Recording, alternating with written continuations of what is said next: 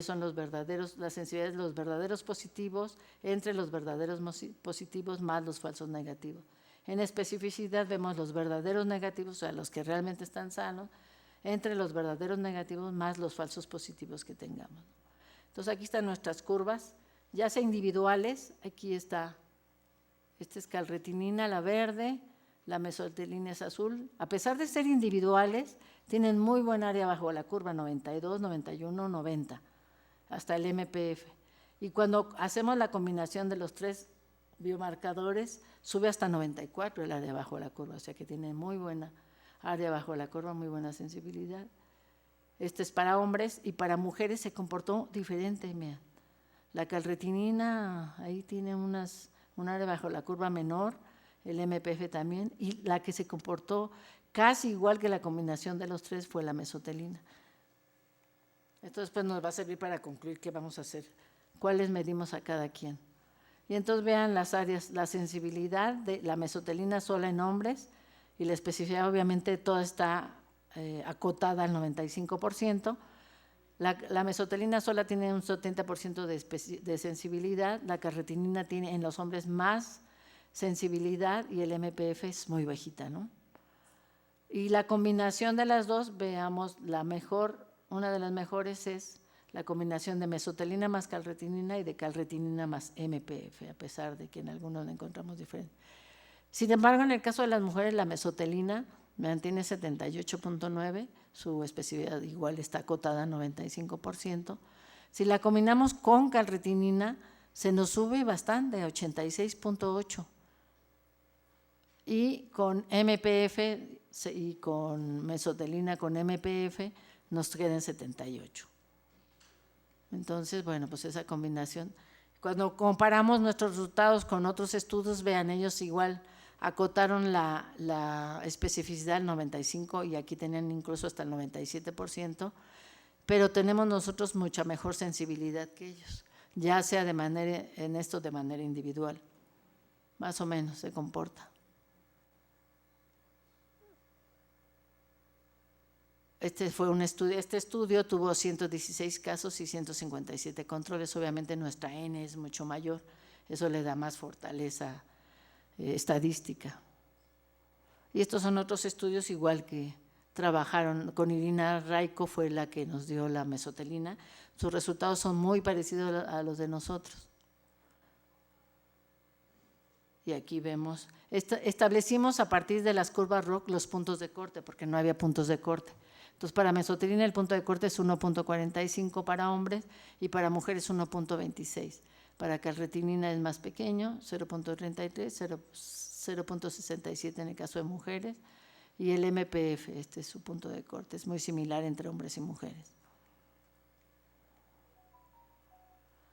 Y vemos en el caso de ellos, en un artículo previo que hicimos con una muestra menor, nuestras especificidades son muy altas, pero nuestras sensibilidades son menores. Cuando teníamos como 103 casos, algo así, y como 200 controles.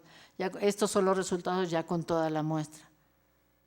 Entonces, obviamente, sube hasta 86 la sensibilidad y el área bajo la curva 94. ¿No? Y luego construimos modelos de regresión logística. Y vean, las razones de momios crudas son grandísimas, pero cuando las ajustamos por la presencia de los otros, la mesotelina, la calretinina, el MPF en el modelo de regresión para hombres, vemos que la mejor OR ajustada, razón de momios, es para la calretinina. Entonces, pero si tenemos esta combinación de los tres, obviamente son muy buenas. Pero también, en el caso de las mujeres, vean, fue diferente. La mesotelina, ¿se acuerdan aquella área bajo la curva que era mejor para mujeres, la mesotelina? Pues tiene una razón de momios de 29, todas son significativas, excepto en las mujeres, el MPF no es significativo. Entonces, pues la decisión más obvia es, vamos a hacer mesotelina y calretinina para hombres y mujeres, pero el MPF solo lo corremos en los hombres y en las mujeres no. Entonces, bueno, eso fue lo que pasó para el diagnóstico de los pacientes. Ahora hicimos el seguimiento de los controles para tamizaje. Y aquí tenemos la primera medición de la mesotelina. Este es el valor de corte que encontramos. Y esta, miren cómo disminuyó en la segunda medición, la calretinina aumentó y el MPF en las mujeres, aquí están todos, masculinos y femeninos, pues no hay mucha, no aumentó. Y entonces vimos, de esta población regresamos a hacer una segunda medición. La segunda medición que les mostramos, esto es en San Pedro Barrientos y en el INAPAM. Regresamos la gente generosamente nos dio otra vez sangre. Y entonces veíamos, de los controles que teníamos de ambos sexos eran 378, con una edad mediana de 58. En el caso de los hombres teníamos 255, mujeres 123 controles. Y la edad promedio era de 57 años, los hombres eran un poquito mayores, eran de 59 años. Estos 165 los perdimos ya, estos fueron los que participaron en la segunda medición, los que perdimos fueron estos, 213 para ambos sexos, y los motivos fueron diferentes. Uno tiene que saber por qué la gente no desea continuar, no son localizados, cambiaron de residencia o fallecieron. Obviamente estamos hablando de adultos mayores de 60 y más, muchos de ellos. Y los que fallecieron por problemas pulmonares 2, problemas neurológicos 1, complicaciones de diabetes, cáncer de hueso y de estómago, infarto agudo de miocardio y 2, causas desconocidas. Y si hacemos el global de hombres y mujeres, esta es la primera medición inicial y esta es la final. O sea, se duplicó de manera global, sin separar hombres y mujeres. Y vean, a algunos, obviamente, como el estudio duró 6 años, obviamente algunos controles les hicimos la primera medición al año, a los 2 años, a los 3 años, a los 4 años. Y lo que vimos es, al tercer año, la diferencia era estadísticamente significativa. Desde el segundo año ya era la diferencia estadísticamente significativa entre la primera medición y cómo el biomarcador se empezaba a elevar. A los 3 años, a los 4 años, a los 5 años, a los 6 años y a los 7 años. A partir del segundo año, entonces, si yo quiero hacer vigilancia epidemiológica, le mido una basal y no lo tiene alto, no se lo voy a hacer cada 6 meses. Tal vez se lo tengo que hacer cada 2 años, porque ahí es donde va a empezar a elevarse o el desarrollo de la enfermedad. Este es un estudio de Holovet que también midió en controles, un estudio de corte que siguió, y vean cómo va subiendo el biomarcador. Ellos lo midieron cada año.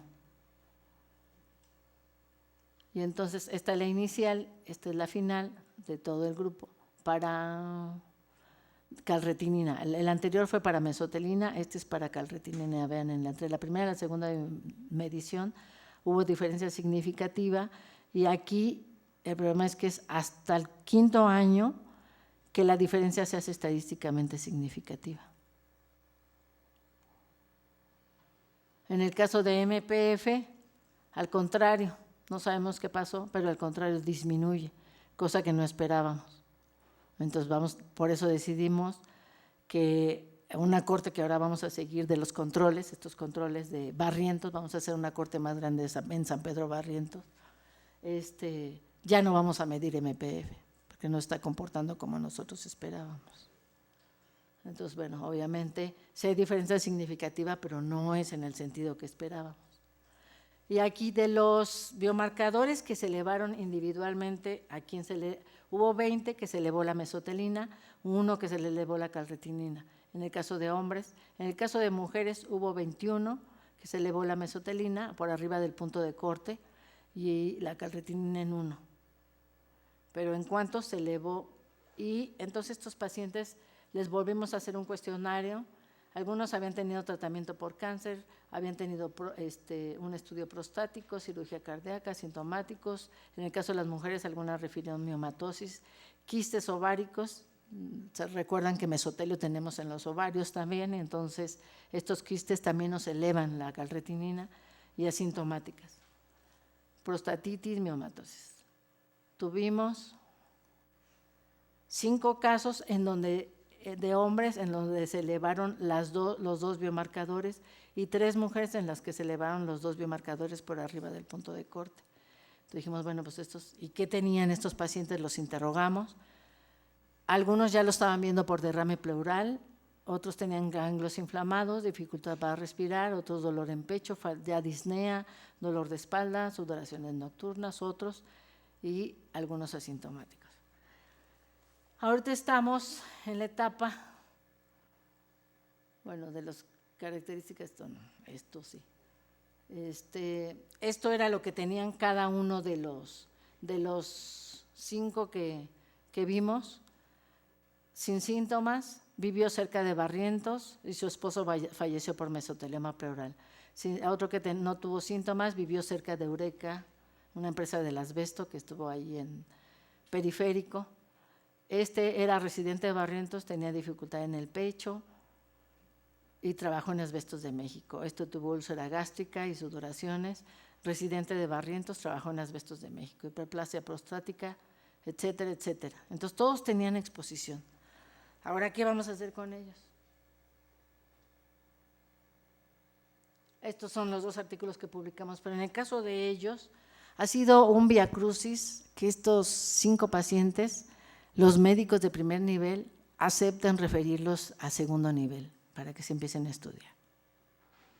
No, para ellos no importa que nosotros les hayamos hecho un resumen clínico, diciéndoles que participaron en un protocolo, diciéndoles que muy probablemente están con sintomatología asociada a mesotelioma pleural o a cáncer pulmonar, más a mesotelioma pleural, más bien que cáncer pulmonar no estudiamos, pero que son sujetos que tienen que empezar un protocolo de estudio.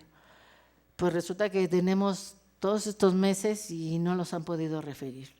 Por más cartas y por más notas médicas que les enviamos los resultados de los biomarcadores, una explicación sencilla al médico familiar y para él no hay criterio para mandarlo a neumología. Entonces ese es el gran problema de hacer investigación, de que al final de cuentas te quedas con esto y no hay un seguimiento en términos de que los pacientes se pudieran haber diagnosticado. Van a llegar cuando ya tengan el derrame pleural. Y ahí sí ya los van a mandar o de plano el paciente se verá a segundo o tercer nivel.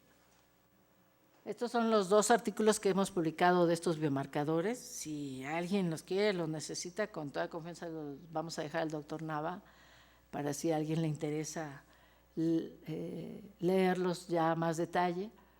¿Qué concluimos? Concluimos que pues son 2 buenos biomarcadores, tuvieron buen desempeño. El MPF todavía tenemos muchas dudas, la gente de Alemania quiere seguir probando otra variedad de MPF, nosotros creemos que no había que seguir gastando más recursos, pero bueno, allá tienen mucho dinero, acá no, y nosotros vamos a hacer un seguimiento de la corte donde vamos a medir solo mesotelina y calretinina. En los hombres la calretinina fue el mejor predictor, la combinación de calretinina y mesotelina en ambos sexos nos aumenta mucho la sensibilidad. La combinación de estos también puede ser prometedora para prueba de tamizaje, todavía tenemos que hacer la corte, o sea, se está comportando bien, pero hay que hacer una corte de seguimiento de más pacientes. Este es el primer estudio que valida en una población latinoamericana la mesotelina, la calretinina, el MPF como biomarcadores de diagnóstico y de tamizaje. ¿Cuáles son las perspectivas? Pues continuar con la corte de los participantes e incrementar el tamaño de muestra para formar una corte dinámica.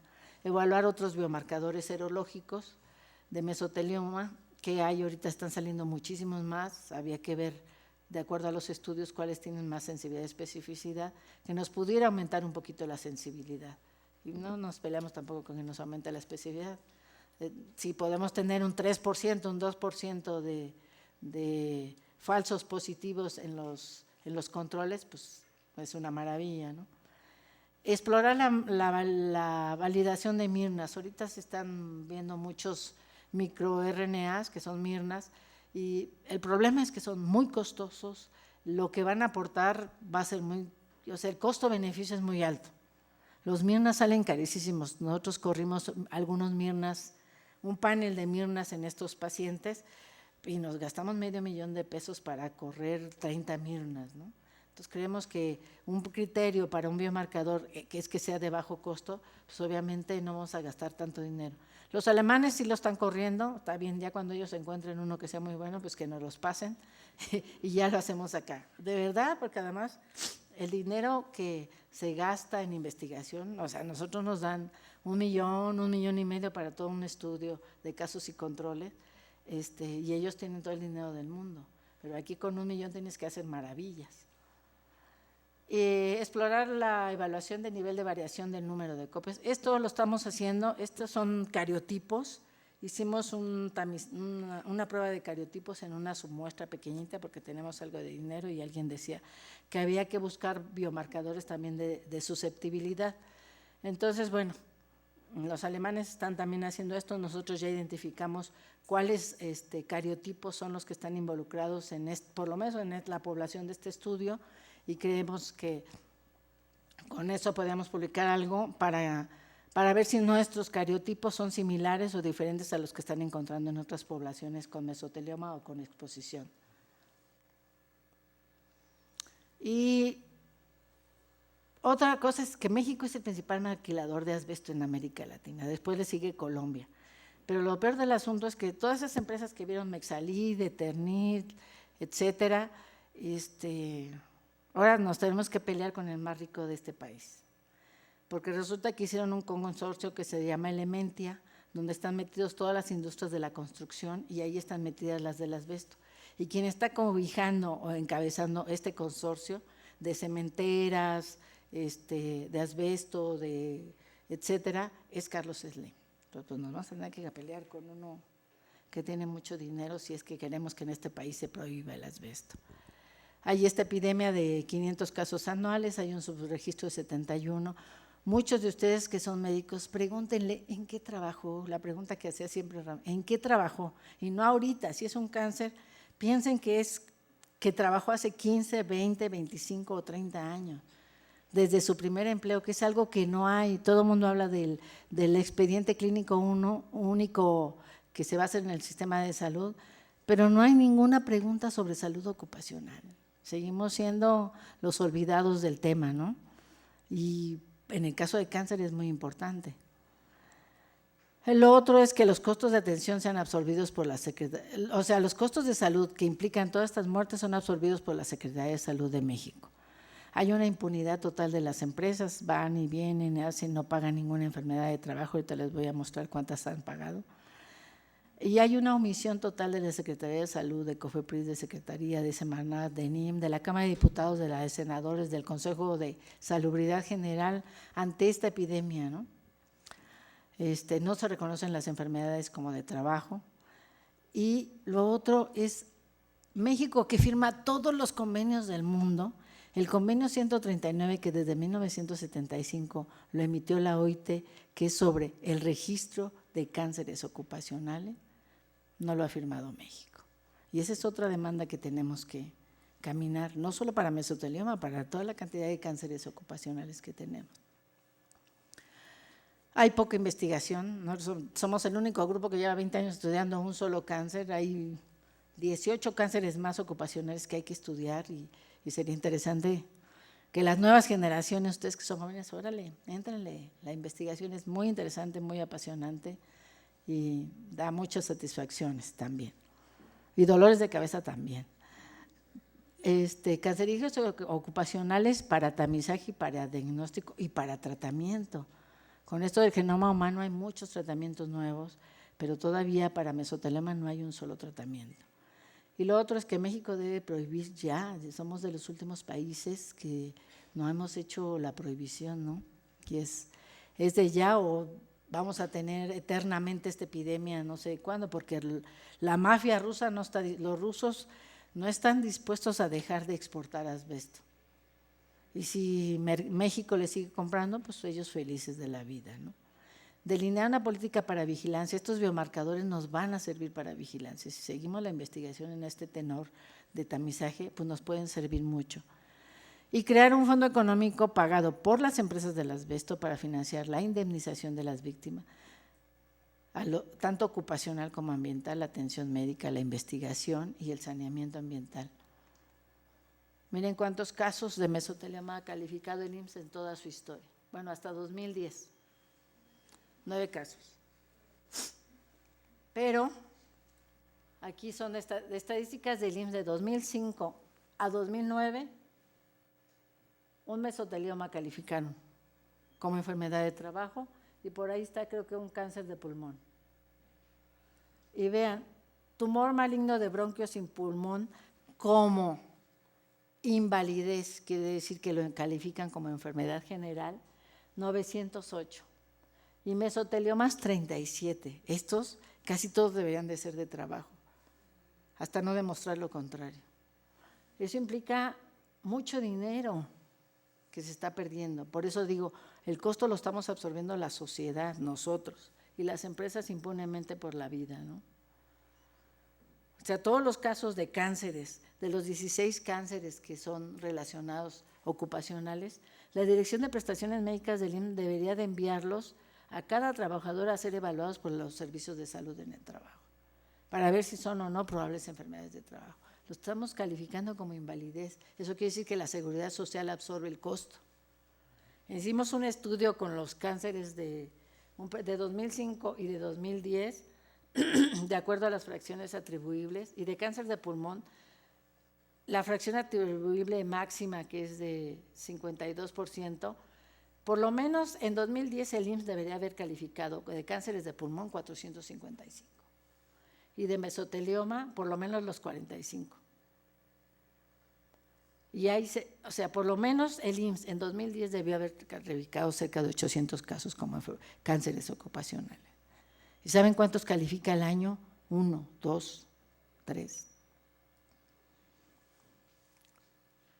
Y bueno, nuestros agradecimientos de todo el estudio a los participantes que colaboraron en el estudio y que fallecieron por una muerte prevenible. Y a los familiares de los enfermos, personas del INAPAN, colonos de San Pedro Barrientos y trabajadores que continúan participando amablemente. Y todos estos somos los que estamos involucrados en todo el estudio. Hubo estos 3 financiamientos necesitamos para acabar el estudio de casos y controles por 6 años, casi 7. Este es un fondo muy interesante que solo está México, Alemania, y que realmente quien está metida fuertemente ahí son gente de salud en el trabajo y a veces se queda, ¿cómo se llama? Nadie concursa para esos, se queda vacía la convocatoria, ¿no? Y este es un texto que escribió hace muchos años y que sí me gustaría leer. Dice, si un individuo produce a otro un daño físico tal que el golpe le cause la muerte, llamamos a eso homicidio. Si el autor supiera de antemano que el daño va a ser mortal, llamaremos a su acción asesinato premeditado. Pero si la sociedad reduce a centenares de trabajadores a un estado tal que necesariamente caen víctimas de una muerte prematura y antinatural, de una muerte tan violenta como la muerte por medio de la espada o de una maza, si impide a millares de individuos con las condiciones necesarias para la vida, si los coloca en un estado en el que no pueden vivir, si los constriñe con el fuerte brazo de la ley a permanecer en tal estado hasta la muerte, muerte que debe ser consecuencia de ese estado. Si esa sociedad sabe, y lo sabe muy bien, que esos millares de individuos deben caer víctimas de esas condiciones y sin embargo deja que perdure tal estado de cosas, ello constituye justamente un asesinato premeditado.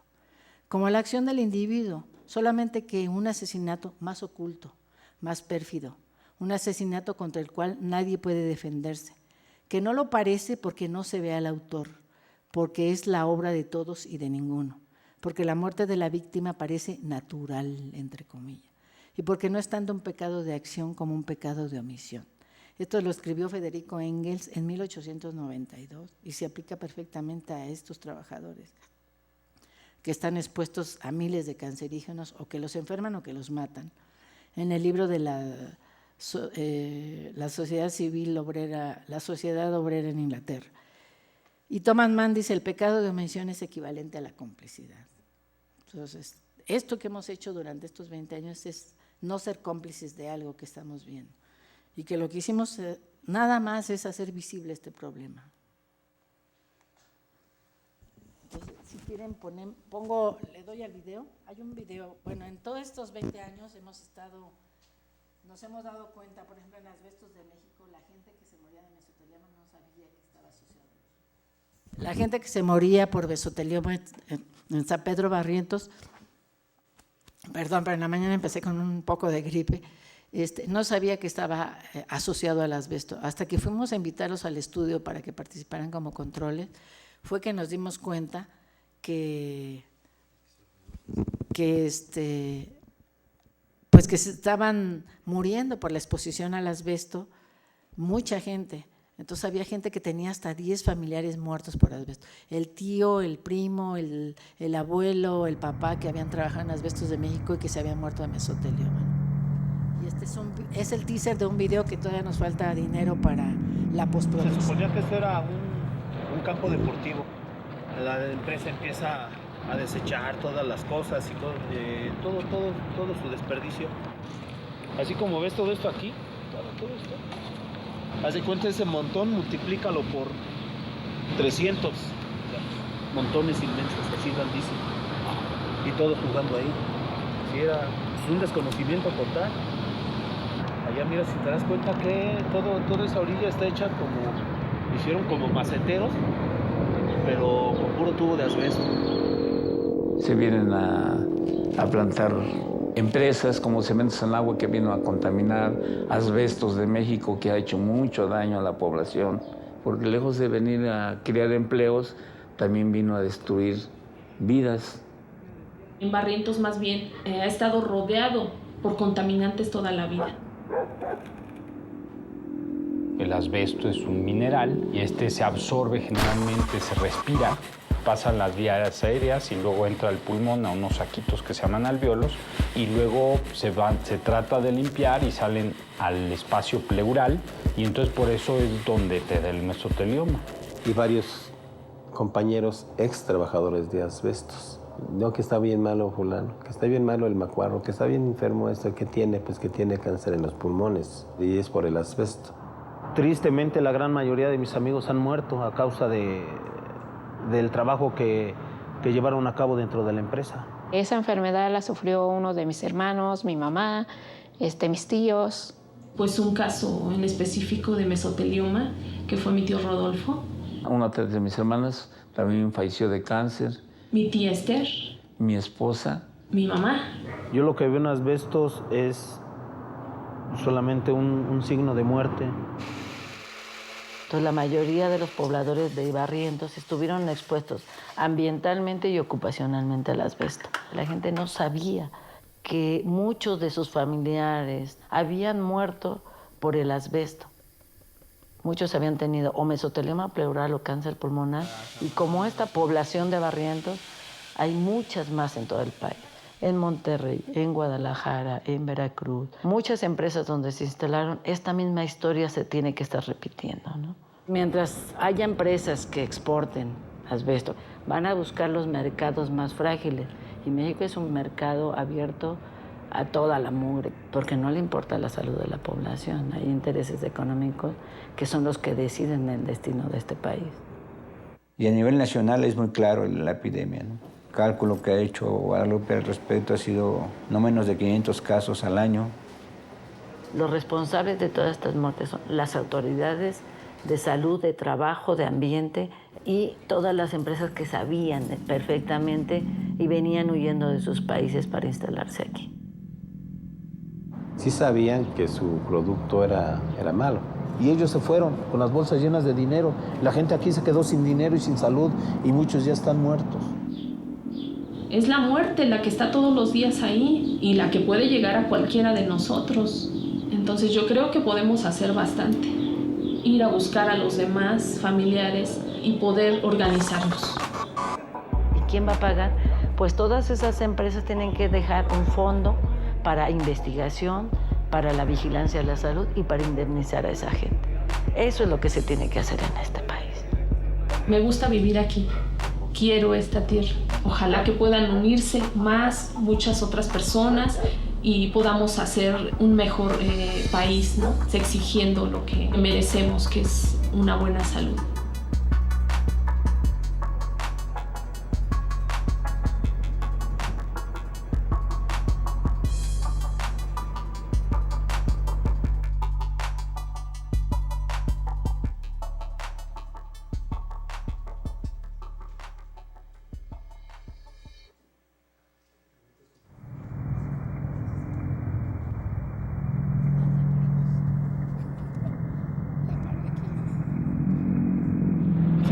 esto era un campo deportivo. Bueno, no sé si La haya empresa preguntas, empieza comentarios. a desechar todas las cosas y La cierran, todo su desperdicio. No se para, así ya se para.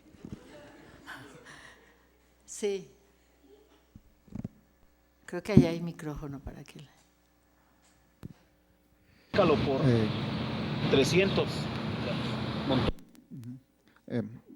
Buenas tardes, maestra. Hola, buenas tardes. Mire, la semana pasada tuvimos unos investigadores en nutrición. Aquí hay unos kits que están utilizando, pero con puro tubo de asbesto. Que no se para. A plantar empresas como Cementos en Agua, que vino a contaminar, asbesto.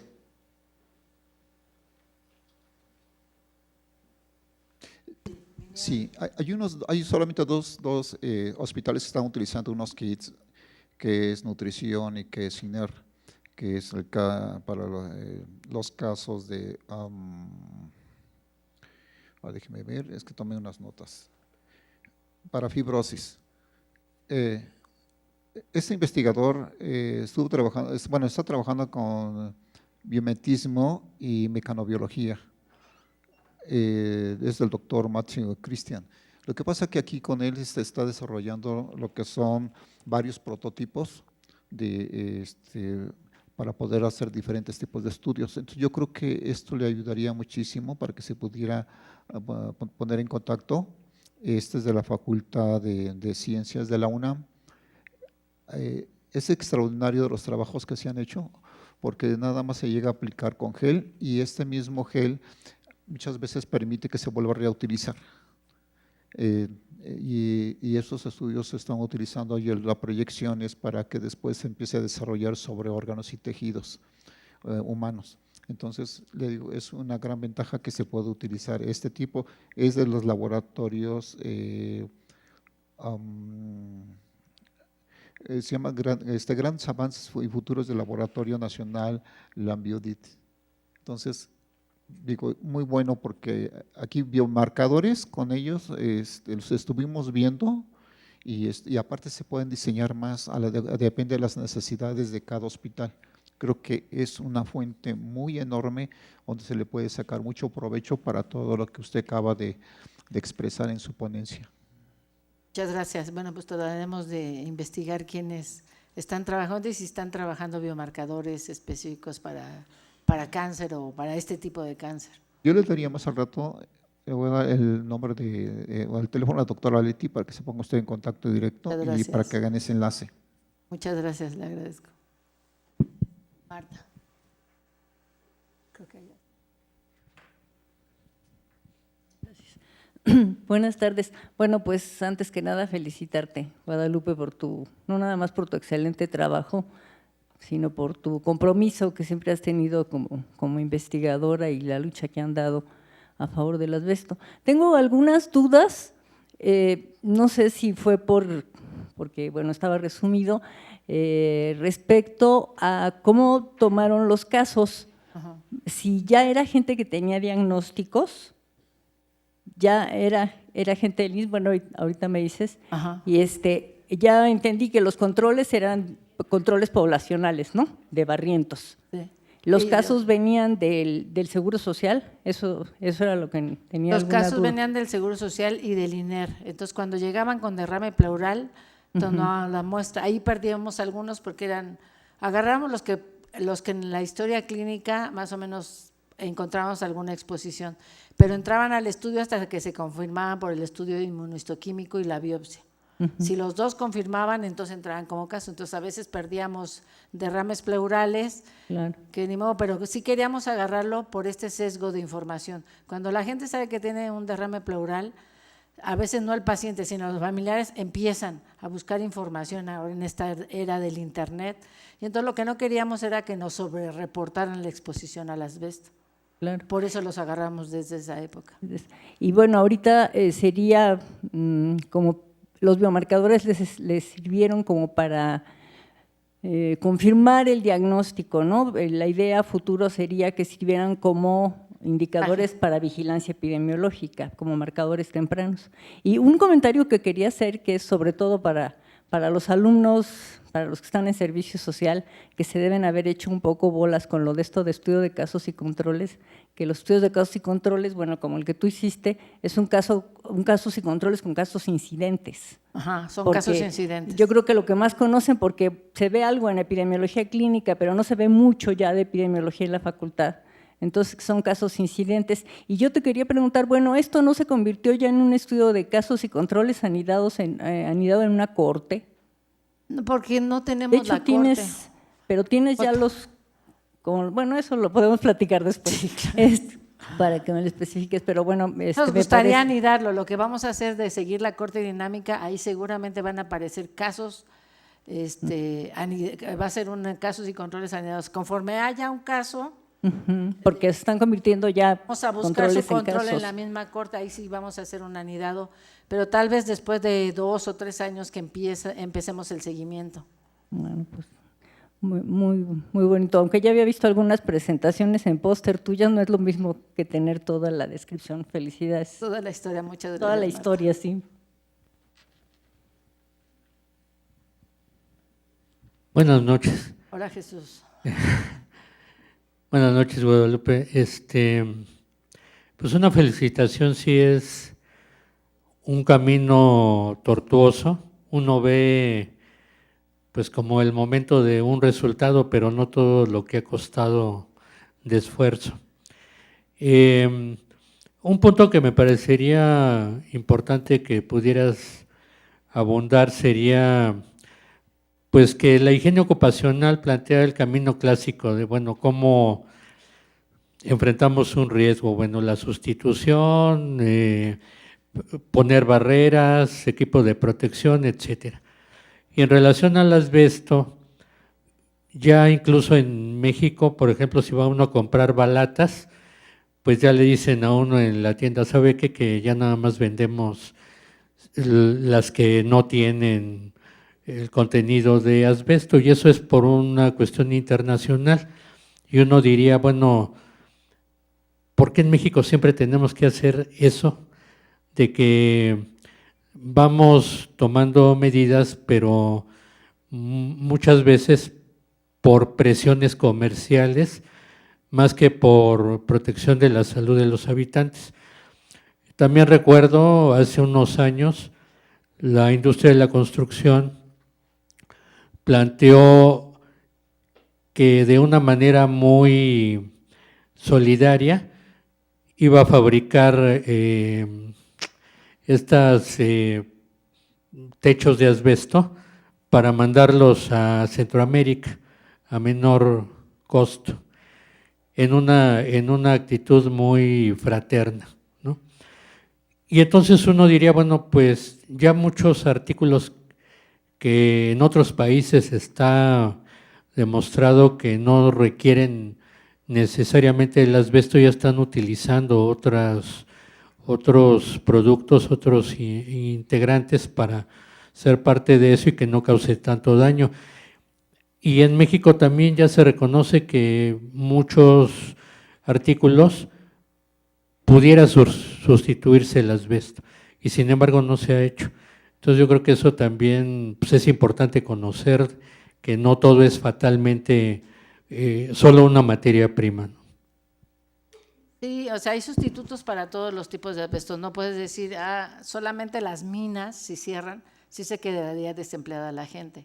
Pero todas las industrias, incluso este listado que aparece en la película de Mexalí, Eternit, Eureka, ya están haciendo tinacos de rotoplas, ya están haciendo balatas de titanio, que son, a lo mejor la diferencia entre una de asbesto y una de titanio son 50 pesos, pero se paga con vidas, ¿no? Y ya tienen incorporado en los procesos productivos con asbesto y sin asbesto, o sea que si aquí se prohíbe, cuando en Europa se prohibió les dieron 5 años como de tiempo promedio para que ya sustituyeran. Eso implicó investigación en nuevos productos. Ya lo hicieron los europeos de 2000 a 2010, les dieron todo ese tiempo para que lo pudieran reconvertir los procesos productivos. Aquí ya ni siquiera tenemos que hacer eso porque la poco que hay de minas no están explotadas. Entonces todas las industrias realmente lo tienen, pero lo que pasa es que Rusia ejerce una presión muy fuerte, es un producto muy barato, el kilo de asbesto es muy barato, y entonces lo siguen utilizando como materia prima mientras el Estado los deje, ¿no? Y tú vas a la fábrica a la bodega de Hidalgo de Mexalid y la tienen al tope, ¿no? Entonces, pues sí, aquí en un cancerígeno no hay que ver si el nivel de límite permisible es 0, entonces por lo tanto se tiene que prohibir y la prohibición es la única medida, ¿no? Y entonces el objetivo del video, bueno, que es un documental que no hemos conseguido recursos, bueno, los cineastas, no nosotros, recursos para poder terminar la edición. Llevan como 9 años de filmación en toda esta comunidad, en otra comunidad en Iztapalapa, etcétera.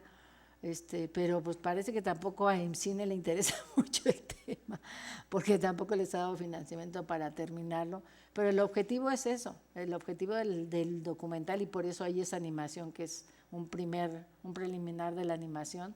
Está dirigido más bien al público, más bien a presentárselo a esas comunidades que viven alrededor de industrias, irse a colonias populares donde sabemos que hubo empresas del asbesto para que la gente sepa, porque no hay una percepción del riesgo del asbesto, ¿no?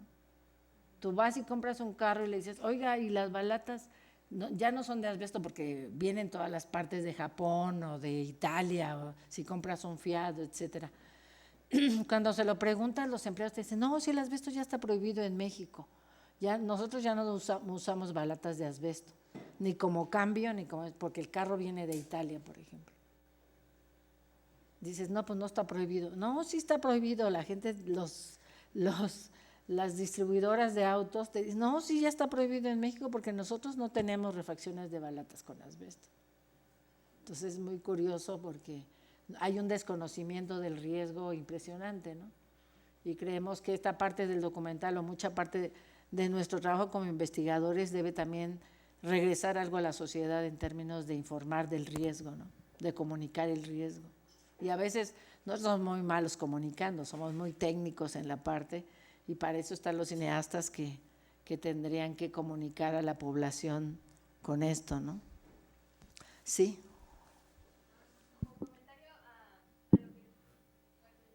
Ahorita te van a pasar el micrófono.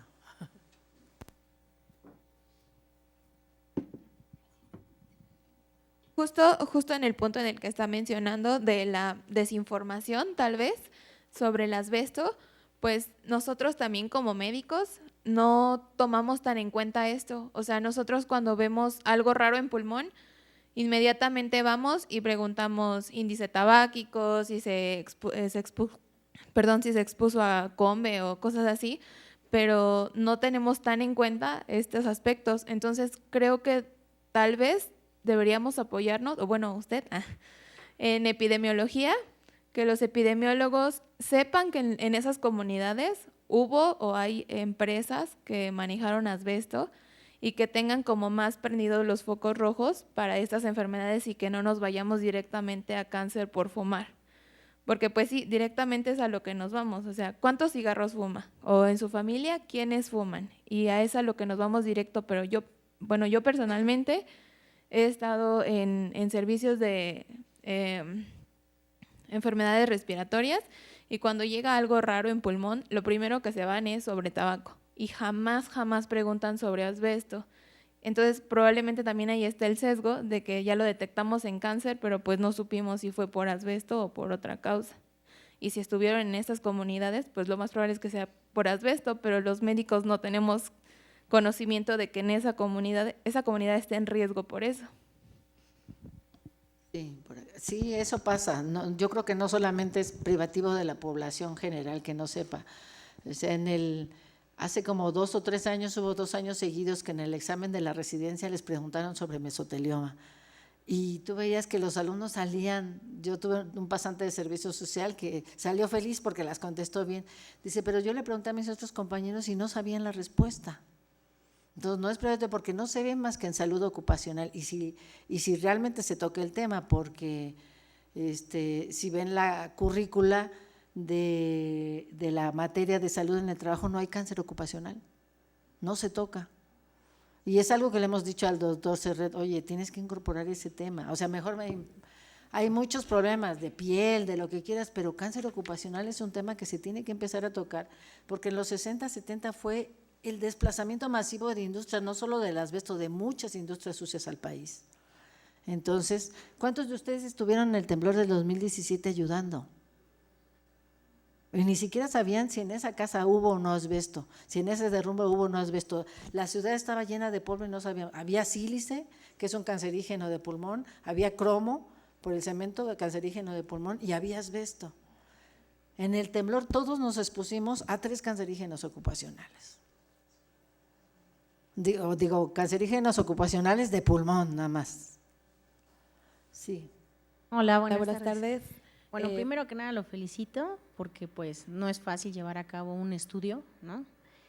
Yo soy médico especialista en medicina del trabajo, tengo una maestría en seguridad e higiene y trabajo en petróleos mexicanos.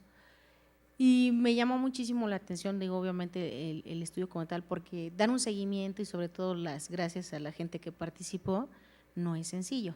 Obviamente yo trabajo en una empresa grado 5, que es la más peligrosa, y tuve la oportunidad de trabajar en Coatzacoalcos, Veracruz, en Terminal Marítima Pajarito, en algunas petroquímicas, y evidentemente te das cuenta de causa-efecto trabajo-daño, ¿no? Si bien es cierto hay muchos intereses de por medio, la realidad de las cosas es que las mejores estadísticas son del IMSS. Pemex no tiene estadísticas realmente significativas, es lamentable porque es una realidad, somos pocos médicos del trabajo, somos 36, no más, para toda la empresa, pero mi comentario va enfocado a que nosotros sí tenemos una normatividad, ahorita no me acuerdo la oficial que es, en donde sí resguardamos los expedientes de los trabajadores 30 años después que se van jubilados. Justamente porque somos proveedores número 1 de demandas laborales. Desafortunadamente se gana o se pierde, eso ya es algo abierto, yo lo digo por experiencia personal, nunca identificamos oportunamente causa-efecto trabajo-daño. ¿Por qué? Porque yo puedo hablar desde que yo estoy ahí, cómo haces una historia clínica. Usualmente la historia clínica laboral en un médico asistencial no la toma en cuenta. Entonces, nosotros somos investigadores por naturaleza, porque tenemos que ver siempre cuáles son tus pasatiempos, porque no es lo mismo un pintor que esté dentro de la empresa, pero que aparte, pues a lo mejor es carpintero, ¿no? Y tienes una sobreexposición también, ¿no? A los solventes y demás, ¿no? Es un ejemplo así, rápido. Y nunca hacen énfasis los médicos usualmente en qué trabajas. Yo estoy completamente de acuerdo con usted en eso, ¿no? Y mientras no se haya esa conciencia, evidentemente todo siempre va a tener un sesgo. Por eso cuesta tanto trabajo el tipo de estudios en donde nosotros digamos, bueno, el médico del trabajo se va a asociar con un neumólogo y que tengan realmente diferente tipo de visión.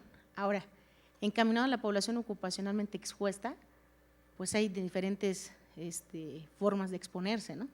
No nada más dentro del trabajo, insisto, porque muchas veces en una demanda, ¿cómo vas a ganar si no tienes una historia clínica laboral bien elaborada? Para empezar. Segunda, estudios que te determinen cómo entra tu trabajador, desde una espirometría simple, una tele de tórax, que es lo mínimo básico indispensable, para saber cómo está entrando ese trabajador y a lo largo del tiempo la vigilancia epidemiológica. Nosotros hacemos exámenes anuales en donde de acuerdo a la exposición laboral que tenga el trabajador mandamos a hacer los estudios correspondientes, ¿no? Y vengo con mi amigo, el doctor Lázaro, él fue médico perito de Pemex y ahorita me estaba platicando que nada más tuvo un solo caso diagnosticado bien, así bien corroborado de mesotelioma, ¿no? Entonces sí me gustaría que les dijera, ¿en cuántos años tuviste? ¿Dónde se expuso? Pues ahí, resulta que Pemex era la única empresa del país que hasta 2002 compraba asbesto en spray, porque mucha de la tubería caliente y los tubos, los ductos, estaban forrados con asbesto, pero no forraban en capa, forraban con spray. Hasta 2002 todavía colegas que trabajan el asbesto en otro país me mandaron una información de que todavía en 2002 México compró ese tipo de asbesto y la única empresa que lo compró fue Pemex. y lo compraba desde antes. Entonces, en Pemex debe haber muchos casos de mesotelioma pleural, porque el asbesto en spray es todavía mucho más peligroso. Deben de tener, el problema es que no se diagnostica o que se confunde con cáncer de pulmón y lo asocias a tabaco. Ahí es donde les comentaba yo, el sesgo, porque efectivamente hay muchos subregistros. Dices, esta es la empresa más grande de México, tenemos 168,000 trabajadores y sobre esos obviamente la mayor parte pues son el sector operativo y ya nosotros pues llevamos a cabo esta acción de vigilancia de la salud. Pero el punto es ese, ¿no? Ahorita mi comentario va enfocado a que se haga conciencia. Ahorita sobre todo veo muchos estudiantes o algunos que ya están próximos para entrar a la especialidad, que verdaderamente hagan una buena historia clínica laboral. De otra manera no vamos a seguir haciendo subregistros y siempre pensar que el médico del trabajo debe ser un investigador nato, porque siempre debe relacionar causa-efecto, trabajo-daño, ¿no? Gracias. Claro. De nada a ti. Bueno, allá y luego Cuauhtémoc. Buenas tardes. Es un comentario rápido. Nosotros como médicos, pues siempre como trabajando en alguna empresa, tenemos que ver que nuestros trabajadores tengan pues su equipo de protección. En cuanto al asbesto, pues todo entra por la boca, la respiración y todo, pero no existe un cubrebocas o un material que los cubra a ellos, que los proteja de algo, porque en realidad, pues yo digo, las empresas de asbesto, quiero pensar que por ley deberían de tener un médico del trabajo o un médico que esté ahí, que pudiera, no sé, aunque sea decirle, la ropa que estás usando aquí, cámbiate y llévate tu ropa a El problema tu es que casa. no hay nivel seguro. La única seguridad que tienes es que el trabajador trabaje con un equipo de respiración autónomo. Pero en Eso es realidad, como debería de trabajar, con tu tanque de oxígeno. Mejor lo prohibimos. exactamente, porque es muy caro. Sí, Claro. nada más era eso. Muchas gracias. Pero doctora. además